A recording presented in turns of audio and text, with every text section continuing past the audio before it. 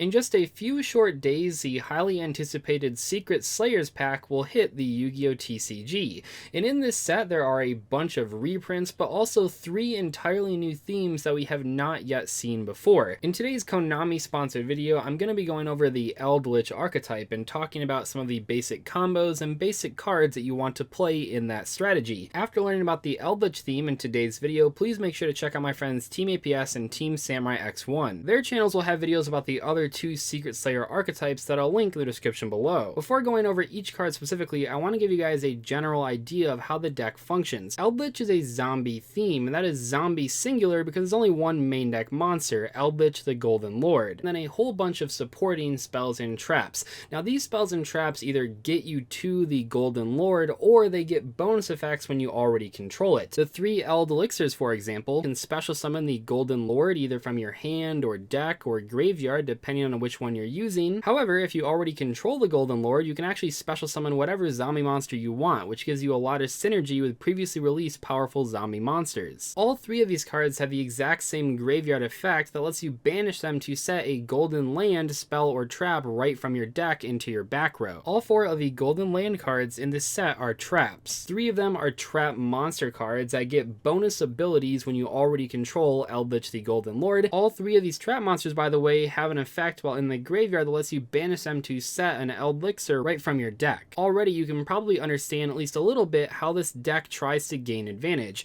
The Eldlixirs will set up your board while also banishing themselves to set the golden lands, and if you happen to go for those golden land trap monsters, you could maybe use them for their effects and then synchro with them, or link summon with them, or see summon with them. Then you can banish these in the graveyard to set more Eldlixirs. It's kind of an ongoing cycle throughout every single turn of gameplay with the Eldlich strategy. Besides the 3 trap monsters, there are still 2 other trap cards. One of them is actually not a golden land card, so keep that in mind. The other one is, but it doesn't have the same graveyard banishing effect as the 3 trap monsters, so it's sort of in a different type of category. One of them is a negation card, very similar to Salamangreat Roar, if you remember that card from Salamangreats. The other one is a recycling card that lets you recycle either your banished Eldlixir cards or banish golden lands. And finally, you have Cursed Eldland, which is really the card that ties the entire deck together. It has a few different effects that we'll cover in this video, but the main one is very similar to Clifford Scout. It even has the exact same life point cost, 800. When you pay those life points, you get to add 1 Eldlich monster, which will always be the Golden Lord,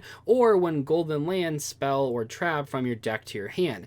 Keep in mind, this cannot search the Eldlixirs directly, but because all the golden land trap monsters can banish themselves to set the Eldlixirs, you're usually not too far away from those cards when you need them. Alright, now that we all kind of know the main goal of the Eldlich deck, as well as a couple of the key interactions, let's go back to the beginning and go over some of the more specifics of each of these cards. First off, Eldlich the Golden Lord, by far the most important card of the entire theme. This is the big monster that you want to play 3 of in any Eldlich strategy. This is a zombie monster, of course, as I mentioned it a couple times. It's a light monster, it's level 10, and it has 2,500 attack points and 2,800 defense. It has some pretty cool effects, by the way, that combo with a lot of the cards that we've already read, and now that you know about them, it'll be a lot easier to explain why it's so powerful within the archetype. This thing says you can send this card and 1 spell/trap from your hand to the graveyard, then target 1 card on the field, send it to the grave. There are a few key reasons that this effect is super crucial for how this deck functions. First off, it sends a card, it doesn't destroy it. So if your opponent has a card that can't be destroyed, you can still send it with this in-hand effect, and that is fantastic for removing some otherwise pretty difficult to deal with monsters. Secondly, keep in mind that you can use this effect to send cards from either side of the field to the graveyard, not just your opponent's. Why does that matter? Well, it matters because you really want Golden Lord in the graveyard on turn 1, and if you're going first, a lot of the times your opponent isn't going to have any cards to send. This actually does combo with quite a few of the cards. Obviously the Eldlixirs and the Golden Land trap monsters all have graveyard effects too, but perhaps Cursed Eldland is actually the best choice in terms of value if you're trying to send your own cards to the graveyard, because when this card is sent from the spell and trap zone to the graveyard, you get to send 1 Eldlich monster or 1 Golden Land, spell, or trap from your deck to the grave. By sending 1 of the Golden Land trap monsters, you can then banish it in the end phase to search whatever Eldlixir card you actually want access to. Thirdly, keep in mind this card does not have to send a Golden Land or Eldlixir from your hand to the graveyard. You can actually send any spell or trap card that happens to be in your hand. It doesn't have to be one that's on theme. Now in most cases, you'd prefer to send the Golden Land or Eldlichs to get more advantage, but in a pinch you could send a spell or trap card that you might not need for that exact moment. Anyway, the second effect of the Golden Lord is pretty long, but it's actually really important, and there's a couple things that I want to mention with it as well. If this card is in your graveyard, which you probably did using the first ability, you can send one spell/trap you control to the graveyard, add this card to your hand, then you can special summon one zombie monster from your hand, and if you do, until the end of your opponent's turn, it gains 1000 attack and defense and cannot be destroyed by card effects. You can only use each effect of Eldlich the Golden Lord once per turn. However, you are allowed to use both of these effects in the same turn, and usually you're encouraged to do so. Besides just being a really great way to summon the Golden Lord, and that 1000 attack and defense boost is huge, as well as that destruction prevention, I want to mention that this effect can summon any zombie monster. So for example, Doom King Baljarok is a great card to bring out off of this, because Doom King is one of the best zombie monsters out there right now. It's very difficult for many players to deal with, so when you can summon it with 3800 attack points and also make it unable to be destroyed by card effects, suddenly you have this monster that your opponent almost certainly will not be able to remove, and hopefully you can use it to secure the board and win the game. At this point, I've already mentioned the two key effects of Cursed Eldland. I mentioned the effect where you can pay 800 life points to search one Eldlich monster or one Golden Land spell or trap card, and I also mentioned that if this card is sent from the spell and trap card zone to the graveyard, you can send one Eldlich monster or one Golden Land spell or trap from your deck to the grave. What I haven't mentioned is that you can only use each of the effects of Cursed Eldland once per turn, which is fine because just like in the case of the Golden Lord, you are able to use both effects in the same turn. I do want to mention this card does have one final thing. It does have a restriction. It says you cannot declare attacks except with zombie monsters. Now this restriction doesn't really matter for two reasons. The first reason is that almost all the monsters that you'll want to be playing in this deck are already going to be zombies. The second reason though is that because this card is luckily not a field spell, you can control Cursed Eldland and Zombie World at the same time. This is great, by the way, because it turns all the monsters on the field and in either player's graveyards into zombies. This means you can always attack with them even if they weren't originally a zombie monster. Just in general, Zombie World is a great card to have access to. It disrupts your opponent's cards because it turns them into zombies and they might not be prepared for that, and also it makes your cards like Doom King and a few others even better by giving them bonus effects. For example, Doom King will revive itself during each standby phase, both yours and your opponent's, as long as you control any field spell, which most likely will be Zombie World. All three of the Eldlich cards actually are pretty similar in what they do, but they do have some key differences. For example, Black Awakening says special summon one zombie monster from your hand or deck in defense position, but if you control no Eldlich monsters, you can only special summon Eldlich monsters with this effect. In other words, if you do not control the Golden Lord currently, when you use this card, that's all it can bring out, but if you do already control it, you can bring out any zombie monster from your hand or deck. A lot of the times it's going to be Doom King. For the rest of this turn, after this card resolves, you cannot special summon monsters except zombie monsters, and then lastly you can banish this card from your graveyard to set one Golden Land spell or trap directly from your deck. Unlike the last few cards we've looked at though, you can only use one effect of this card per turn and only once that turn. In other words, you can't special summon a zombie and then immediately banish this card from your graveyard to set a Golden Land spell or trap right from your deck. I will mention that when we look at the other two Eldlich cards, you're going to notice a lot of similarities, and that's a good thing because it increases the consistency of your combos. White Destiny is also a spell card, although in this case is a quick play spell. This time, instead of special summoning a zombie monster from your hand or deck, it's hand or graveyard, so you have some recycling capabilities. It has the exact same restriction in terms of if you control an Eldlich monster, you can summon any zombie monster, but if you don't, you have to summon Golden Lord, and it has the same restriction that for the rest of its turn, you can't special summon monsters except zombie monsters. And it once again has the same graveyard effect, so very similar. And when we look at the last Eldlich, the Scarlet one, it's the most versatile of all of them in terms of effect, but it is a trap card, so a little bit slower. You'll have to wait a turn before using it.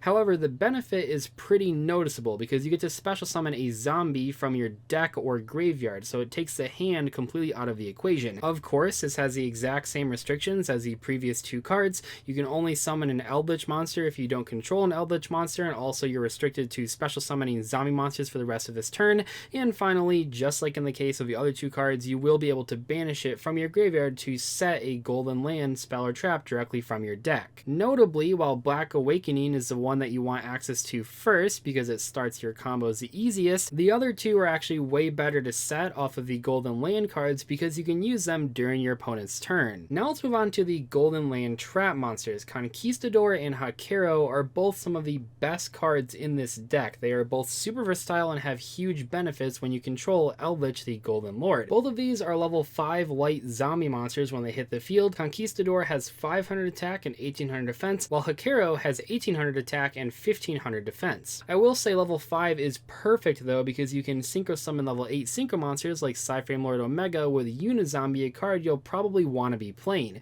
When Conquistador is special summon while Eldlich, the Golden Lord, is on the field, you get to destroy one face-up card, and that does not target, and also it counts as a trap effect, not a monster effect. So if your opponent has an Appaloosa, Bow of the Goddess, for example, they actually can't stop the Conquistador, which is really nice.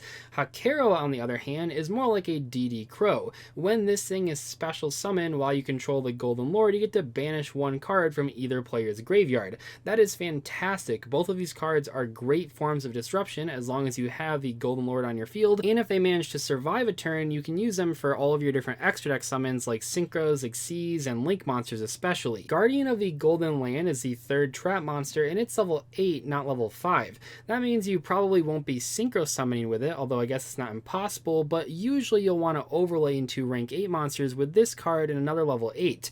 Doom King is a great level 8 monster that I mentioned a few times, so you can overlay for a powerful rank 8 monster, maybe detach the Doom King, and then if you have a field spell during the next stamina phase, you can bring it right back to the field.